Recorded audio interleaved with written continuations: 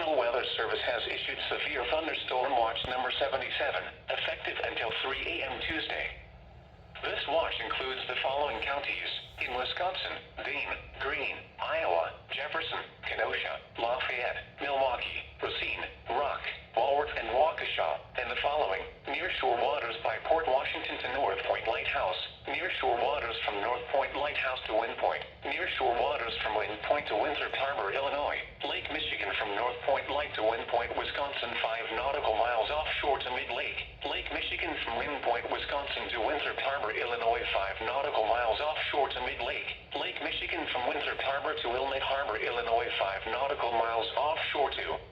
Mid-Lake, and Winthrop Harbor to Wilmette Harbor, Illinois, and the following counties in Illinois: Boone, Lake, McHenry, Stevenson, and Winnebago. Remember, a severe thunderstorm watch means the conditions are favorable for the development of severe weather, including large hail and damaging winds, in and close to the watch area.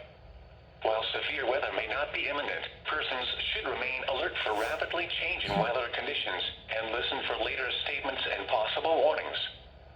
Stay tuned to NOAA weather radio, commercial radio and television outlets, or internet sources for the latest severe weather information.